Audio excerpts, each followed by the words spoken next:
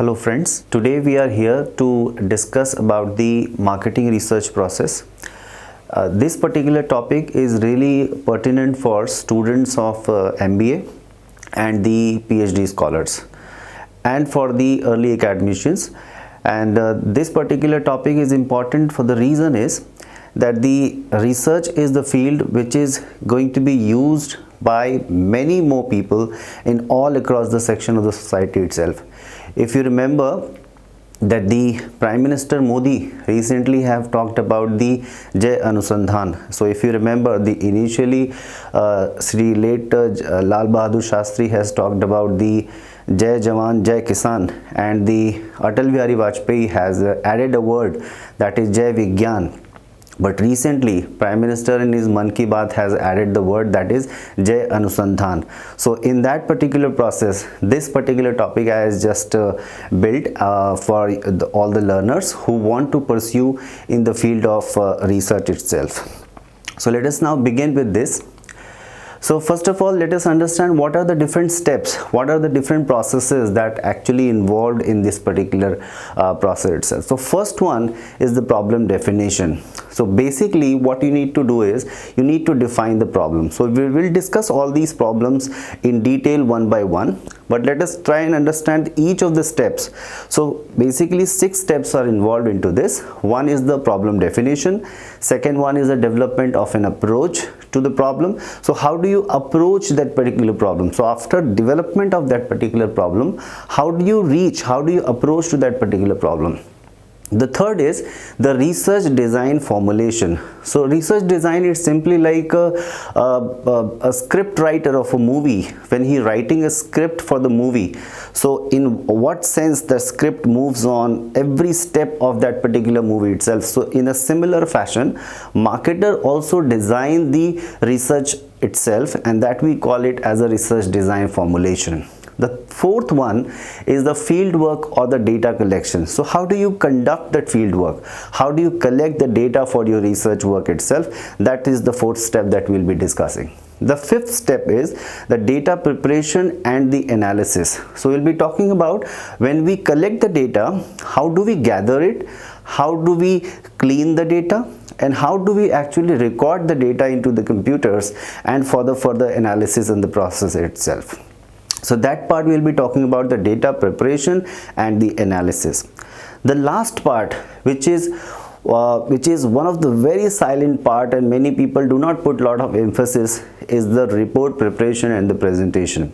Please try and understand here we are talking about two aspects. One is the report preparation, the another one is the report presentation, and both are equally important for the market researchers when they are actually presenting their work before the audience itself or before their management itself, whatever. Let us try and understand the first one, that is the problem definition. How do we define the problem? So the first aspect of the problem definition is, first thing first, that we decide what is the purpose of the study.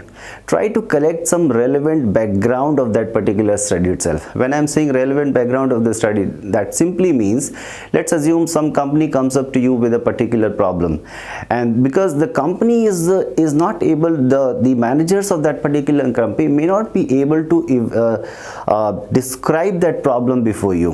What you need to do is you just need to visit that particular company. You need to talk to the people, those who are making the daily decisions in that particular company itself, who are actually facing that particular challenge in their daily life itself. So you need to have that background study, discussion with the decision makers, interviews of the industry experts, those who are working on that particular part, and finally analyze the secondary data that is useful for, or collect some qualitative data as well. Let's say for example the focus group interview you need to undertake. You may have to talk to the management itself.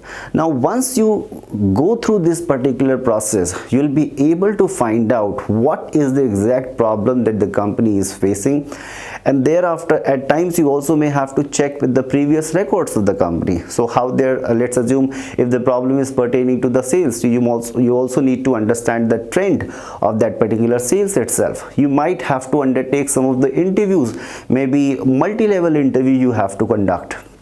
So using these particular processes, you will be able to understand what is the problem definition, and you will be able to define the problem exactly.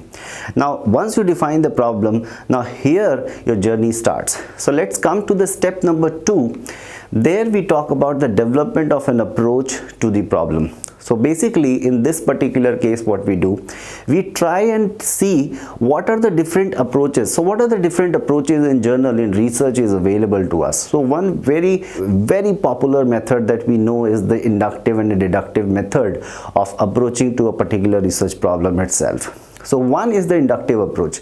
So basic difference between the inductive and deductive approaches: in the inductive approach, what we do, we simply talking about a process from a particular specific things to the general problem.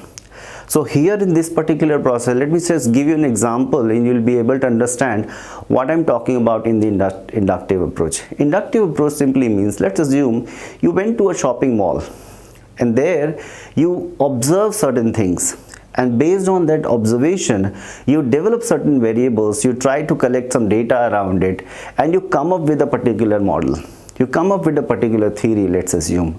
Now here, from a specific aspect, you are reaching to that particular higher level of formulation of the theory itself.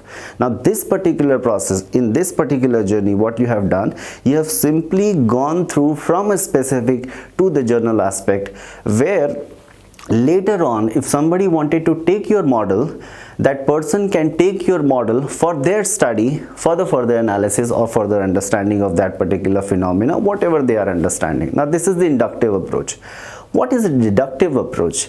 So the deductive approach simply is that once you got some theory, let's assume there is a theory like theory of planned behavior, theory of reasoned action, or some other theory, Harvard State model, whatever theory you talk about. You take the theory, and with the help of that particular theory, you try and explain the phenomena that you are facing right now. Or what are the other approaches to, so these are the two approaches that I have talked about. One is the inductive approach, one is the deductive approach. These are basic approaches to the research problem itself. The second is, you also need to define research questions. So what are the broader questions that the research, this particular research, is going to address? After the research question, you also need to develop some objectives of the research itself. And after the objective, you also need to find out what are the different hypotheses.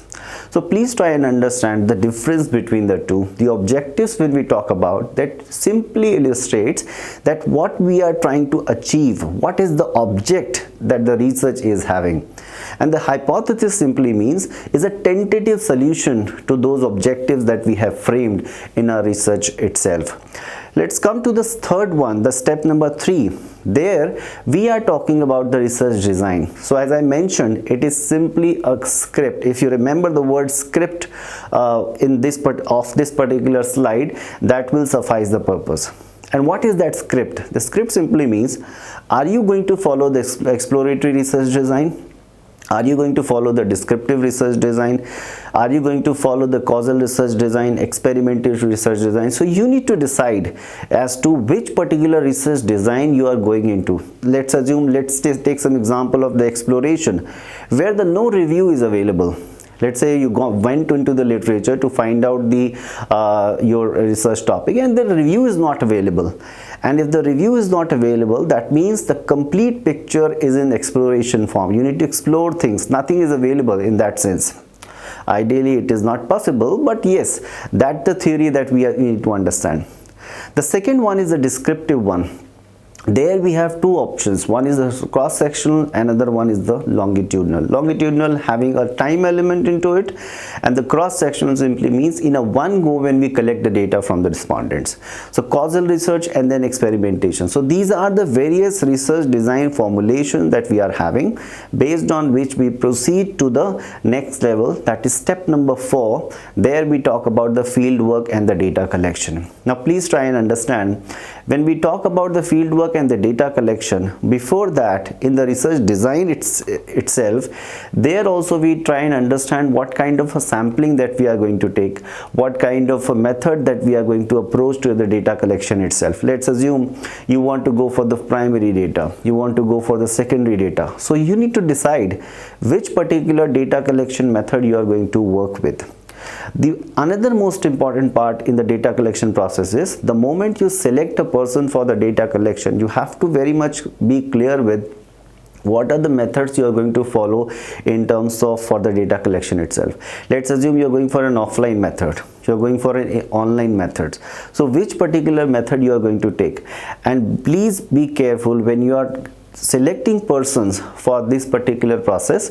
You also need to understand the person must be familiar with that particular topic itself or not. Let's assume you are going for a social media platforms to collect the data.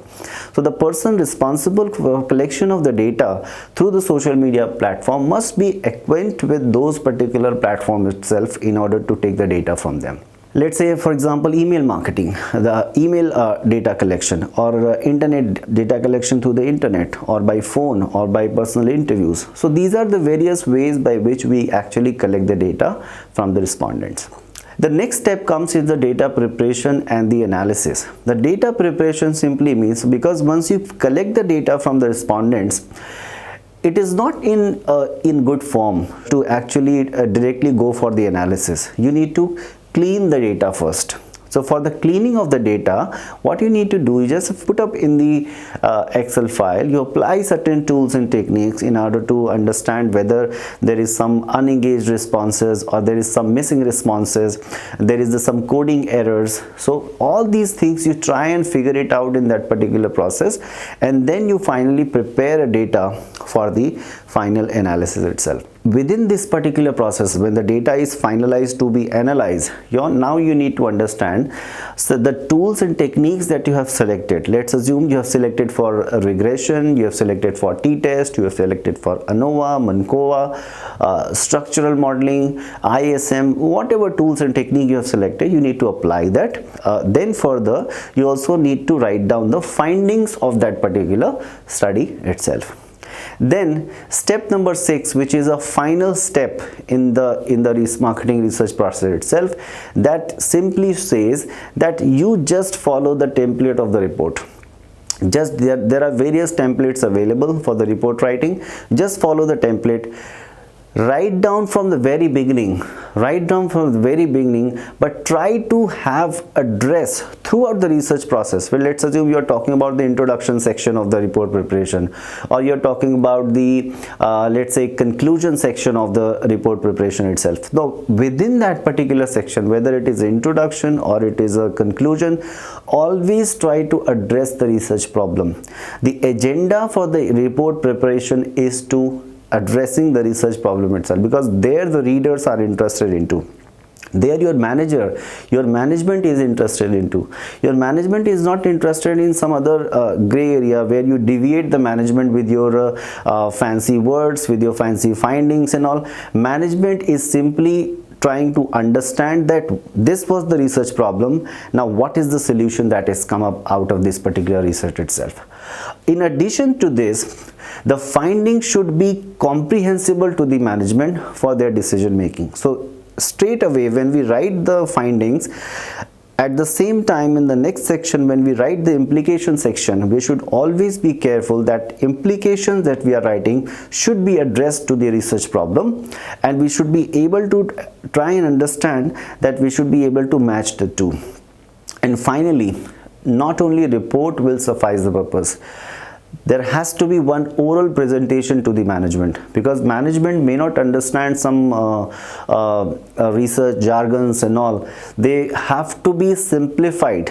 The researchers has to simplify the process for the management in order to make them understand that what this research is, what was the problem, where we started, this was the script that we followed, the research design I'm specifically talking about, and finally we are able to make this happen, and this is the complete report, the complete picture of the presentation itself.